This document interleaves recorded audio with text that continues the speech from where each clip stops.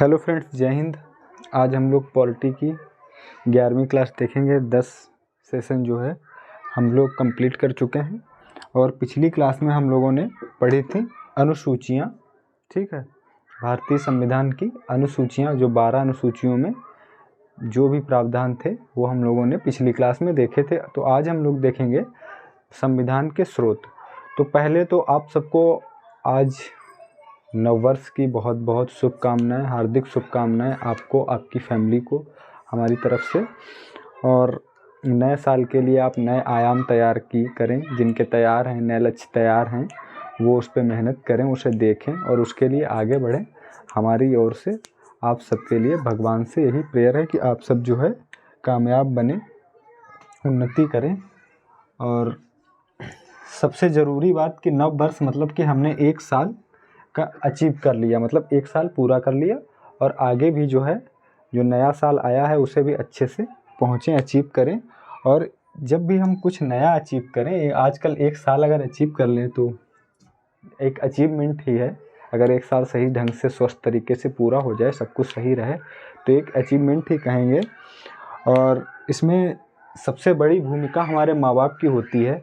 तो जब भी ऐसे खास दिन आया करें तो हम लोग जो है सारे जो भी हैं युवा वर्ग, वो अपने माँ बाप को थैंक यू बोलें, माता पिता को थैंक यू बोलें और उनके लिए आभार व्यक्त करें कि जहाँ पे हम लोग खड़े हैं, जो कर रहे हैं, वो उनकी ही देन होती है। ठीक है, मान लो कि अभी हम यहाँ पे टीचिंग कर रहे हैं या आप कुछ अच्छा कर रहे हो जीवन में, जो करना चाहते हो लगभग वैसा, या जो करना चाहते हो सेम वैसा कर रहे हैं, तो इसके लिए माँ बाप की बहुत अहम भूमिका होती है। क्योंकि जब आपका बचपन होता है तो वो आपके रास्ते, आपका जो मार्गदर्शन है, आपके रास्ते वही निर्धारित करते हैं कि कहाँ आप जाएंगे, ठीक, किस काबिल आप बनेंगे।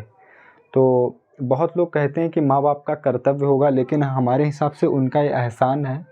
कर्तव्य क्या मतलब, आपसे अगर वो मान लो कि भैंस खुला देते बचपन में, ठीक है, कहते वो भी एक काम था, कहते चलो इसे चरा लो, कुछ सीख जाओगे, तो आप शायद जो कर रहे हैं वो नहीं कर पाते। तो इसीलिए हम कहेंगे कर्तव्य नहीं, ये उनके एहसान है कि जो कुछ अगर जीवन में आप अच्छा कर रहे हैं तो उसमें माता पिता के एहसान है, ना कि कर्तव्य। ठीक है, कर्तव्य बहुत तरीके से हो सकता है, लेकिन एहसान जो अच्छा जीवन जी रहा है, जो अच्छा कर रहा है। और हर एक माँ बाप चाहता है कि बच्चा हमारा अच्छा ही करे, अच्छी उन्नति करे।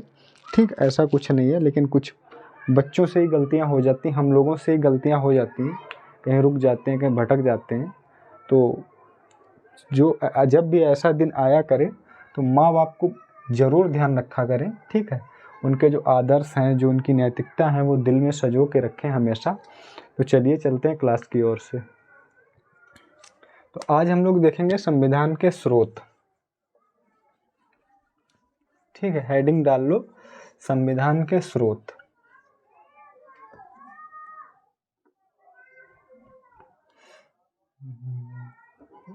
एक मिनट, इंक डाल लिए, अभी चलेगा।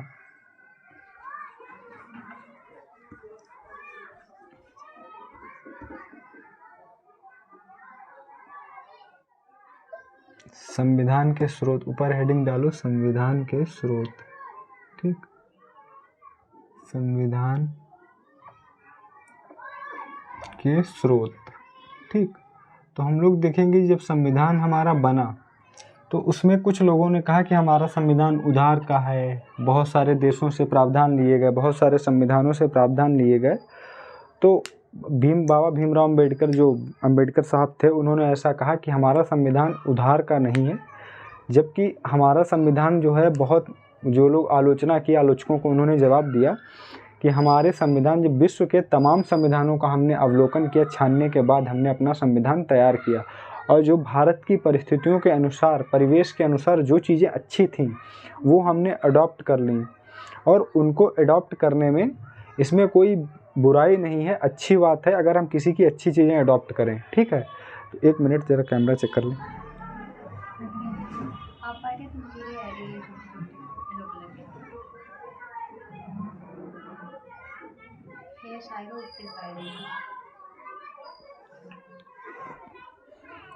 चलो ठीक है, तो अब हम लोग जो है संविधान के स्रोत देखेंगे। और कहाँ पर थे हम लोग कि हाँ, तो क्या कहा उन्होंने, अंबेडकर साहब ने कहा कि हमने जो है विश्व के तमाम संविधानों का अवलोकन करके उसे छानने के बाद जो हमारे परिवेश और परिस्थिति के लिए अच्छी चीज़ें थीं वो हमने अपने संविधान में रख ली, और किसी से अच्छी चीज़ें रखना लेना कोई इसमें बुराई नहीं है, कोई गलत बात नहीं है। तो ठीक है, तो अब हम संविधान देखो, सबसे ज़्यादा अगर संविधान का प्रभाव किसी चीज़ का पड़ा, अगर हमारे भारतीय संविधान पे सबसे ज़्यादा किसी चीज़ का प्रभाव पड़ा, किसी भी नियम का या किसी भी एक्ट का, तो है भारत परिषद अधिनियम 1935। कहा जाता है कि भारत परिषद अधिनियम 1935 जो है भारतीय संविधान की नींव है। उससे बहुत सारे अधिकतर संविधान जो प्रावधान है उससे लिए गए, क्योंकि जब भारत परिषद अधिनियम में भी लगभग 321 आर्टिकल थे, ठीक है, 23 to 1 321 आर्टिकल थे, ठीक है, 321 आर्टिकल और 8 अनुसूचियाँ, ठीक है। तो अगर देखेंगे जब हमारा मूल संविधान बना, जब मूल संविधान बना तो उसमें थे 395, तो उसमें थे 395 और 8 अनुसूचियाँ, ठीक, क्योंकि 4 हमने जब कल अनुसूचियाँ पढ़ाई थी तो 9 + 10, ठीक, + 11 और + 12 ये जोड़ी गई। ये 9वीं अनुसूची थी, विशिष्ट अधिनियमों और विनियम इसमें रखे गए। ये तो थे दल बदल कानून, ठीक, 10वीं अनुसूची 52वां संविधान, ये था सबसे पहला संविधान 9वीं अनुसूची का, ठीक है, और ये था 52वां संविधान 1985 दल बदल, और ये 73वां संविधान संशोधन पंचायती व्यवस्था, राज पंचायती व्यवस्था 1992-93 में लागू हुआ, और ये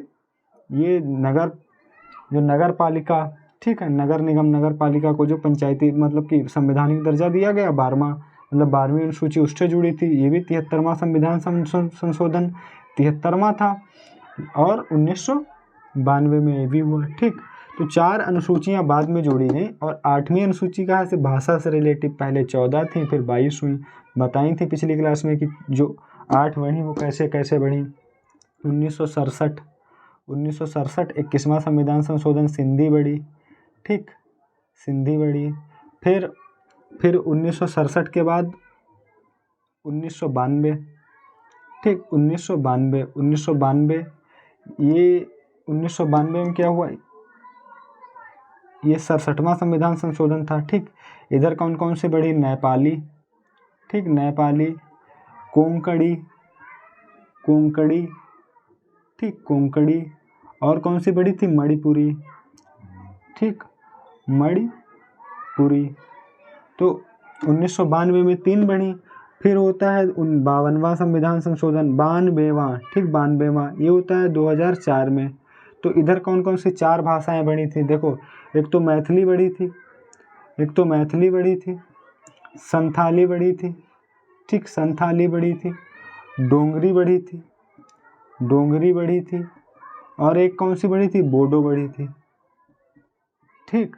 तो जो 8वीं भाषा थी उसमें पहले 14 थी तो 22 हो गई। तो देखो एक सिंधी बढ़ी 1967 में, 21वां संविधान संशोधन था, फिर 67वां संविधान संशोधन, ठीक, और 1992 उसमें 3 बढ़ी, नेपाली, कोंकणी, मणिपुर, ठीक, 3 हो गई, ठीक। इसके बाद क्या हुआ कि 2004 में 92वां संविधान संशोधन, मैथिली, संथाली, डोंगरी, बोडो, ठीक है। तो 4 यहाँ बढ़ी, तो कितनी हो गई, ठीक। अब जोड़ लो, 4 + 4 8 हो गई। तो जो मतलब कि जो 8 भाषाएं जोड़ी गई वो किस तरीके से जोड़ी गई, ये भी हमने तुरंत आपका एक रिवीजन करवा दिया, पिछली क्लास में हम लोग डिटेल से पढ़ चुके हैं, ठीक है। तो जो मतलब कि हम लोग थे कि जो भारत परिषद अधिनियम 1935 है, ठीक, भारत परिषद अधिनियम 1935, तो वो भारतीय संविधान की नींव की कहा गया उसे, क्योंकि उससे ही बहुत सारे प्रावधान हमारे भारतीय संविधान में ज्यों के त्यों ले लिए गए। क्योंकि उसका एक कारण ये भी था कि जब भारत आज़ाद हुआ तो भारत के जो विद्वान लोग थे, जो खासकर जो लॉ विधि से रिलेटिव, उनका नज़रिया एक था कि हमारे परिवेश में कुछ चीज़ें आ चुकी थी, क्योंकि अंग्रेज़ों ने कुछ कानून बनाए थे, लागू किए थे, तो वो वैसे लागू थे, ठीक।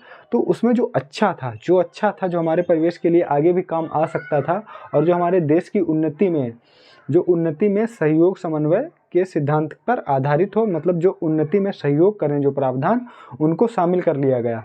ठीक है, तो वही पहले तो हम लोग देखेंगे, पहले सबसे पहले संविधान के स्रोत जो हेडिंग डाली है, ठीक है, संविधान के स्रोत, उसमें सबसे पहले डालो भारत परिषद अधिनियम से लिए गए प्रावधानों पे हम लोग चर्चा करेंगे। ठीक है, लिखो भारत परिषद अधिनियम। ठीक, भारत परिषद अधिनियम 1935। ठीक, तो 1935 से जो प्रावधान लिए गए उनकी हम लोग यहाँ पे चर्चा करने वाले हैं विस्तार से। ठीक, तो भारत परिषद अधिनियम 1935 से लिए गए संविधानों पे हम लोग जो है विस्तार से चर्चा करेंगे। ठीक है, तो सबसे पहले हम लोग देखेंगे कि संघीय तंत्र। ठीक, संघीय तंत्र, फिर न्यायपालिका, न्यायपालिका। ठीक, न्यायपालिका, फिर उसके बाद लिखो लोक सेवा आयोग। ठीक, लोक सेवा आयोग।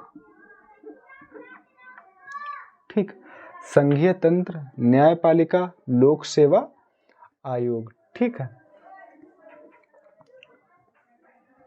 तो 3 प्रावधान हमने कौन कौन से देखे? संघीय तंत्र देखा, लोक सेवा आयोग देखा, न्यायपालिका देखी।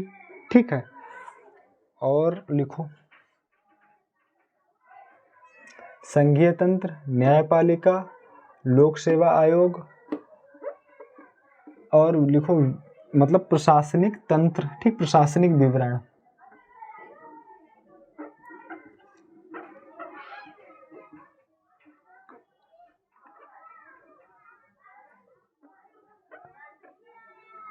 प्रशासनिक विवरण। ठीक है, आपातकालीन उपबंध। देखो ये आपातकालीन उपबंध कहाँ से लिए गए? भारत परिषद अधिनियम से।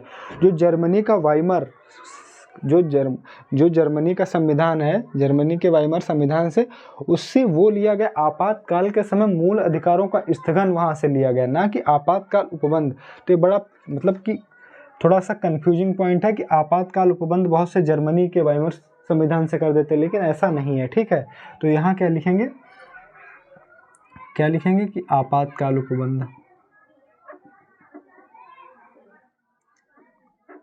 आपातकाल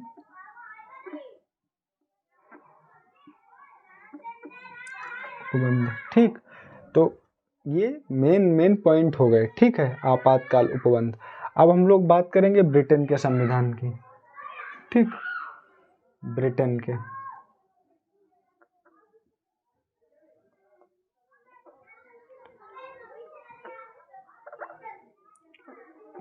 संविधान।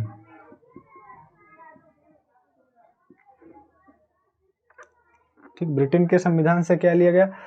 देखो यहाँ संघीय तंत्र अलग चीज है। ठीक है, यहाँ लिखो संसदीय प्रणाली। पहले सबसे पहले लिखेंगे संसदीय प्रणाली। ठीक, सबसे पहले क्या लिया गया ब्रिटेन के संविधान से? सबसे पहले संसदीय प्रणाली। उसके बाद हम लोग चर्चा करेंगे संसदीय प्रणाली के बाद विधि की प्रक्रिया। ठीक है, विधि, देखो विधि द्वारा स्थापित प्रक्रिया जापान के संविधान से। ठीक है, विधि की प्रक्रिया।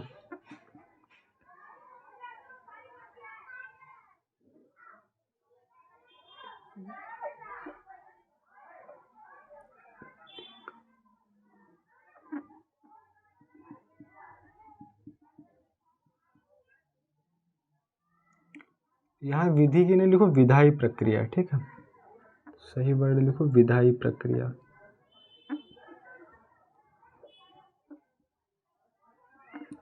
विधायी प्रक्रिया। ठीक है, संसदीय प्रणाली, विधायी प्रक्रिया, और लिखो एकल नागरिकता। एकल नागरिकता बहुत ज़्यादा पूछा जाने वाला है। ठीक, कहाँ से लिया गया? ब्रिटेन के संविधान से। एकल नागरिकता। ठीक। एकल नागरिकता, एकल नागरिकता के बाद लिखो मंत्रिमंडल प्रणाली, ठीक, मंत्रिमंडल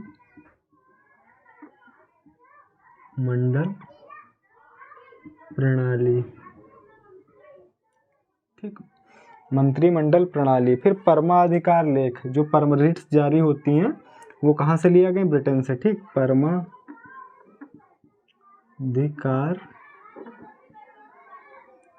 लेख, ठीक, परमाधिकार लेख, ठीक। परमाधिकार लेख के बाद देखो क्या हुआ? संसदीय प्रणाली, विधायी प्रक्रिया, एकल नागरिकता, मंत्रिमंडल प्रणाली, परमाधिकार लेख। इसके बाद लिखो संसदीय विशेषाधिकार, संसदीय विशेषाधिकार, ठीक, विशेषाधिकार, संसदीय विशेषाधिकार, ठीक। परमाधिकार लेख, संसदीय विशेषाधिकार। और उसके बाद लिखो द्विसदनवाद, ठीक। जो द्विसदनीय व्यवस्था है वो भी यहीं से ली गई, द्विसदनवाद,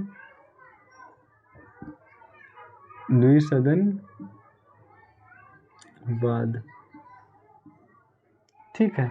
तो ये हो गए, कहाँ के हो गए ये प्रावधान? संसदीय प्रणाली, विधायी प्रक्रिया, एकल नागरिकता, मंत्रिमंडल प्रणाली, परमाधिकार लेख, संसदीय विशेषाधिकार और द्विसदनवाद। ये कहाँ हो गए? ब्रिटेन के संविधान से लिए गए जो थे, ठीक है, ठीक है। ये सारी चीजें हो गई। तो कुछ रह गया है, एक बार देख लो। विधायी प्रक्रिया, यहाँ पे चाहे यहीं पे लिख लो, एक लिख लो, इसमें जो है विधि का जो शासन है वो भी यहीं से लिया गया है, ठीक है। विधि का शासन यहाँ लिखो या यहाँ पे लिखना, यहाँ पे लिखना विधि का शासन, ठीक। विधि का शासन, विधि का शासन भी कहाँ से लिया गया है? ब्रिटेन के संविधान से, ठीक है। तो ये जितने महत्वपूर्ण थे वो हमने आपको लिखा दिए। अब हम लोग बढ़ेंगे संयुक्त राज्य अमेरिका के संविधान से, या लिख लो यूएसए के संविधान से, ठीक है। यूएसए के संविधान से, ठीक।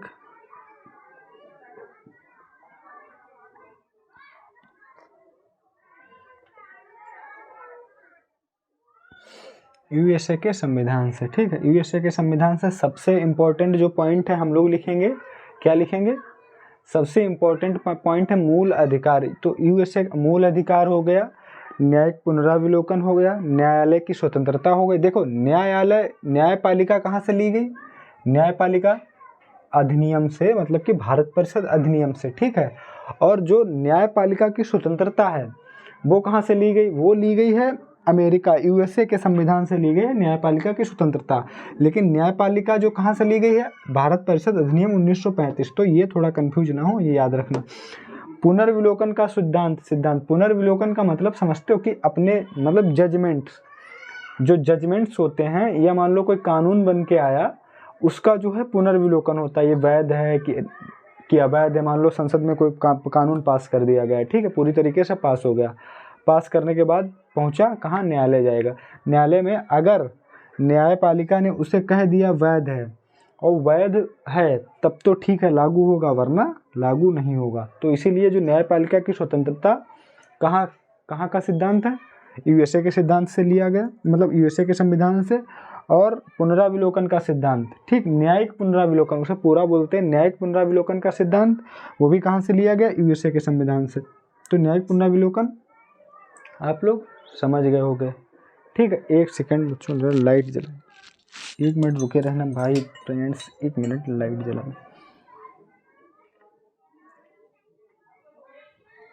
ठीक है, 1 मिनट और।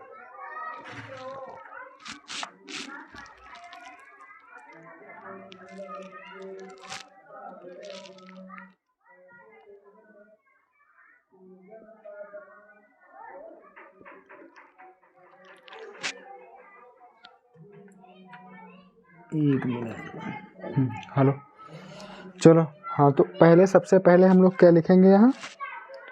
सबसे पहले हम लोग देखेंगे मूल अधिकारों, मतलब सबसे पहले देखेंगे मूल अधिकार, ठीक है। तो सबसे पहले लिखो मूल अधिकार,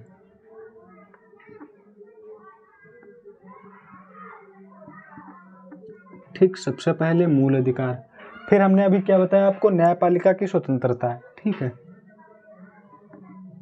न्यायपालिका की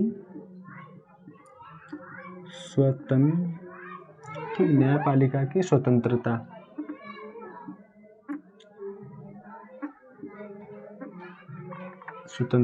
ठीक, मूल अधिकार, न्यायपालिका की स्वतंत्रता, न्यायिक पुनराविलोकन का सिद्धांत। ठीक, न्यायिक पुनराविलोकन। ठीक, न्यायिक पुनराविलोकन का सिद्धांत। ठीक, सिद्धांत। ठीक, न्यायिक पुनराविलोकन का सिद्धांत। उपराष्ट्रपति का पद लिखो, उपराष्ट्रपति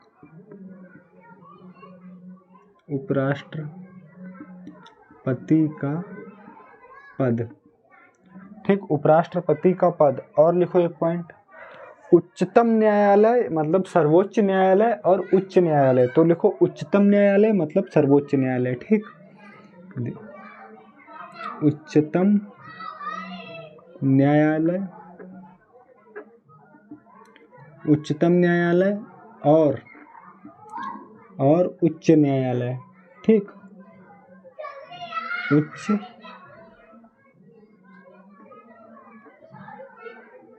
उच्च न्यायालय।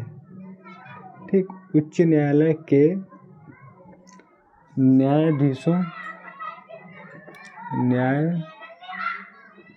न्यायाधीशों का पद से हटाया जाना। ठीक, का पद से हटाया जाना। ठीक, जो उच्चतम न्यायालय मतलब सर्वोच्च न्यायालय, उच्च न्यायालय। ठीक, उच्च न्यायालय मतलब हाई कोर्ट। ठीक, हाई कोर्ट। उच्च न्यायालय के न्यायाधीशों का पद से जो हटाए जाने की प्रक्रिया है वो कहाँ से ली गई है, वो ली गई है यूएसए अमेरिका के संविधान से। ठीक है, तो दो बातें हम लोग ये ध्यान रखेंगे। और इसके बाद राष्ट्रपति पर महाभियोग की प्रक्रिया है। ठीक, राष्ट्रपति पर महाभियोग की प्रक्रिया।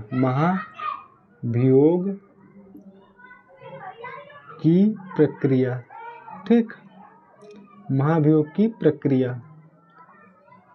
राष्ट्रपति पर महाभियोग की प्रक्रिया कहाँ से, यूएसए मतलब संयुक्त राज्य अमेरिका के संविधान से। ठीक है, तो देखो अगर ऑप्शन में मतलब अमेरिका भी हो और संयुक्त राज्य अमेरिका हो तो आंसर संयुक्त राज्य अमेरिका पर जाएगा। ठीक है, ये मत कर देना अमेरिका कर देना। अगर केवल अमेरिका है फिर तो ठीक है, अगर दो है तो संयुक्त राज्य अमेरिका पर जाएगा। ठीक, और यहाँ पे दो बातें यहाँ पे रखने की, एक तो न्यायपालिका कहाँ से ली गई है, हमको याद रखना है न्यायपालिका मतलब भारत परिषद अधिनियम 1935 से। ठीक है, ब्रिटेन के संविधान से संसदीय विधायी प्रणाली, विधायी प्रक्रिया, विधि का शासन, एकल नागरिकता, मंत्रिमंडल प्रणाली, परमाधिकार लेख, संसदीय विशेषाधिकार, द्विसदनवाद। ठीक, परमाधिकार लेख जो 5 रीट जारी की जाती हैं वही ये परमाधिकार लेख है। ठीक, यूएसए के संविधान मूल अधिकार, जो भारत के जो हमारे राजनीतिक दर्शन जिसे बोला जाता है। ठीक, भारतीय संविधान का राजनीतिक दर्शन पिछली क्लास में बताया था किसे कहते हैं, मूल अधिकार को। ठीक, न्यायपालिका की स्वतंत्रता, बस यहाँ ये कंफ्यूजिंग वाली है कि न्यायपालिका की स्वतंत्रता और ठीक कहाँ से है, तो यूएसए के संविधान से। न्यायपालिका की स्वतंत्रता संयुक्त राज्य अमेरिका के संविधान से, लेकिन न्यायपालिका कहाँ से, भारत परिषद अधिनियम 1935। ठीक, न्यायिक पुनराविलोकन का सिद्धांत यूएसए के संविधान से। उपराष्ट्रपति का पद यूएसए के संविधान से। उच्चतम न्यायालय और उच्च न्यायालय के न्यायाधीशों का पद से हटाया जाना, राष्ट्रपति पर महाभियोग की प्रक्रिया। ठीक, सब कुछ उच्चतम न्यायालय से। ठीक है, मतलब सॉरी यूएसए से नीचे वाला। तो आप लोग इसका स्क्रीनशॉट लें, नोट डाउन करें, फिर हम लोग और आगे बढ़ेंगे फिर। ठीक है, अब हम लोग बारी आई है कनाडा के संविधान से। ठीक है,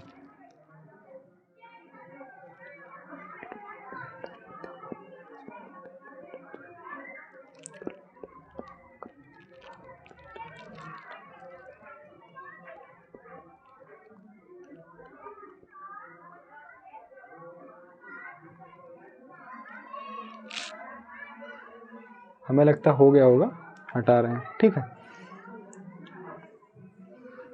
बहुत कोई कन्फ्यूजन वाली बातें नहीं होंगी, डिटेल में सब कुछ पढ़ा रहे हैं तो कन्फ्यूजन होना ही नहीं।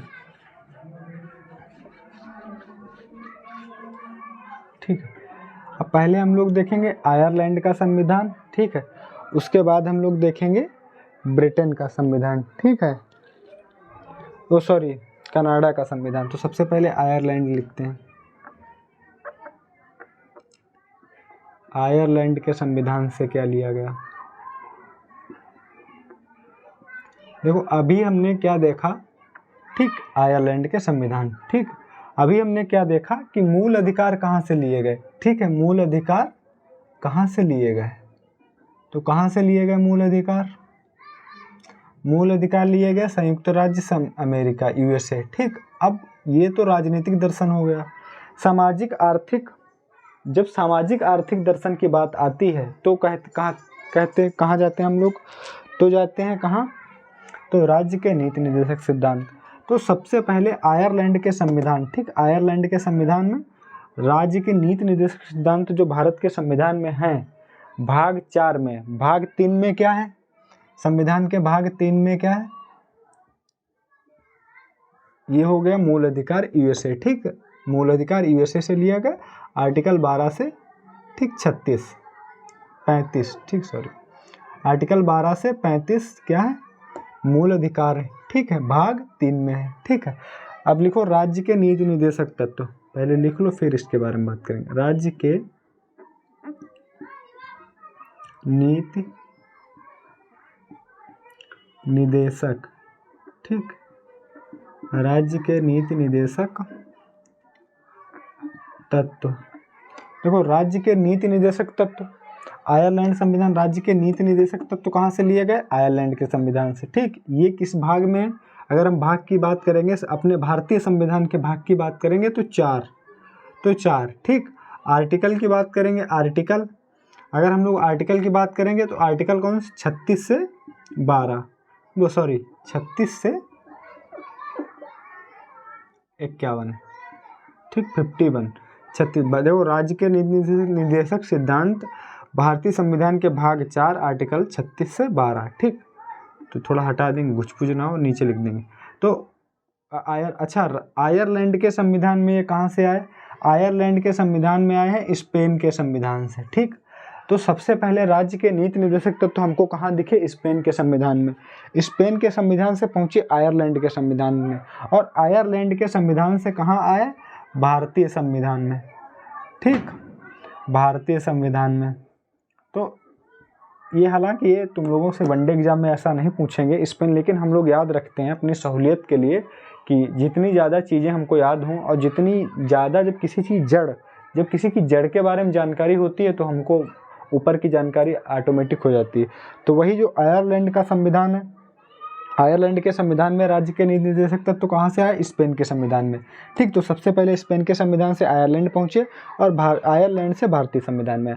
लेकिन अगर क्वेश्चन आए कि भारतीय संविधान में नीति निर्देशक, राज्य के नीति निर्देशक सिद्धांत कहाँ से लिए गए, तो आंसर अगर स्पेन और आयरलैंड दोनों है, स्पेन और आयरलैंड दोनों है, तो आंसर सही होगा आयरलैंड का संविधान।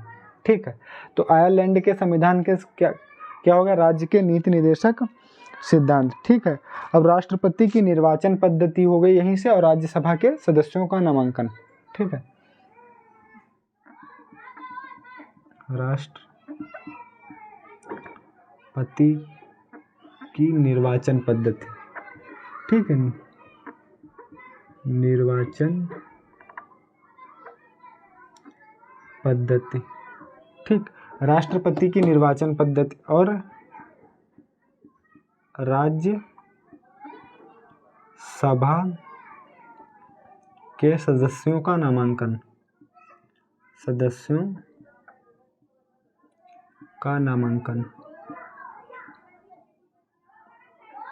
नामांकन। ठीक है, सदस्यों का नामांकन। तो अब यहाँ पे भी थोड़ा कंफ्यूज है। ठीक है, देखो यहाँ पे क्या हुआ कि 3 प्रावधान हमको याद रखने हैं आयरलैंड के संविधान से। ठीक है, राज्य के नीति निर्देशक सिद्धांत बहुत ज़्यादा इंपॉर्टेंट, बहुत पूछा जाने वाला।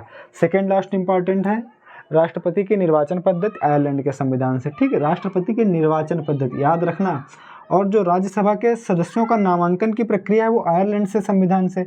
लेकिन यही अगर हम नामांकन हटा के लिख दें निर्वाचन की प्रक्रिया तो हो जाएगी साउथ अफ्रीका के संविधान से, दक्षिण अफ्रीका के संविधान से। ठीक है, अगर यहाँ नामांकन की जगह सिर्फ निर्वाचन लिख दें तो राज्य के राज्यसभा के सदस्यों का निर्वाचन की प्रक्रिया कहाँ से है, साउथ अफ्रीका के संविधान से। ठीक, वहीं से क्या है, संविधान के संशोधन की प्रक्रिया वहीं से ली गई साउथ अफ्रीका के संविधान से, तो उसे भी आगे लिखाएंगे। अब हम लोग इतना आयरलैंड का संविधान हो गया। ठीक, तो अब हम लोग देखेंगे कनाडा का संविधान। ठीक है, अब हम लोग देखेंगे कनाडा का संविधान। कनाडा के संविधान। ठीक, कनाडा के संविधान से क्या लिया गया, देखो, एक सशक्त केंद्र के साथ, ठीक, संघ की व्यवस्था। ठीक है, एक सशक्त केंद्र के साथ संघ की व्यवस्था। ठीक, तो सबसे पहले हम लोग यही लाइन लिखेंगे,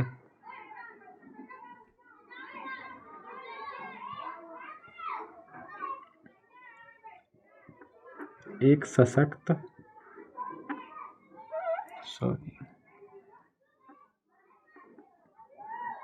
एक सशक्त केंद्र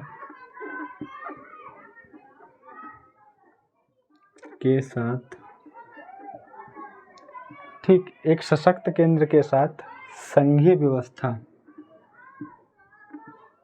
संघीय व्यवस्था। ठीक, क्योंकि हमको पता है कि जो भारतीय संविधान का जो भारत का मॉडल है, जो भारतीय संविधान का मॉडल है वो कहाँ, कनाडा के संविधान पे है। ठीक है, तो एक सशक्त केंद्र के साथ संघीय व्यवस्था है। ठीक, फिर लिखो अवशिष्ट शक्तियाँ, अवशिष्ट शक्तियों का केंद्र में निहित होना है। ठीक है, लिखो अवशिष्ट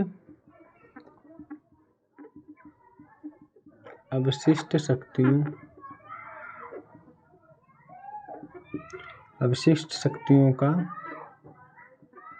केंद्र में निहित होना, केंद्र में निहित होना।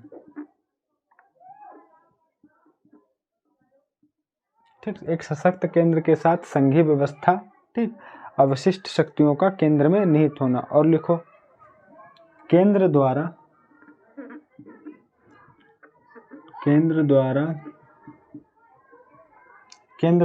राज्यपालों, केंद्र द्वारा राज्यों में, ठीक, केंद्र द्वारा राज्यों में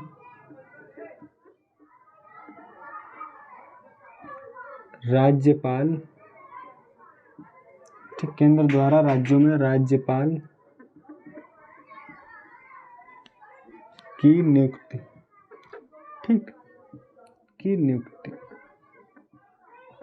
ये 3 पॉइंट इंपॉर्टेंट हैं, 4, ठीक, 3 ही है।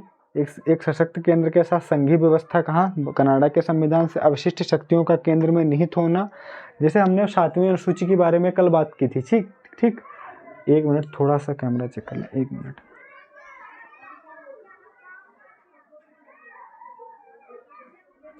ठीक है, कल हमने बात की थी आपसे अवशिष्ट शक्तियों, वो सॉरी, हाँ, 7वीं अनुसूची के बारे में बात की थी। तो हमने बताया था उसमें कि संघ सूची, समवर्ती सूची और राज्य सूची।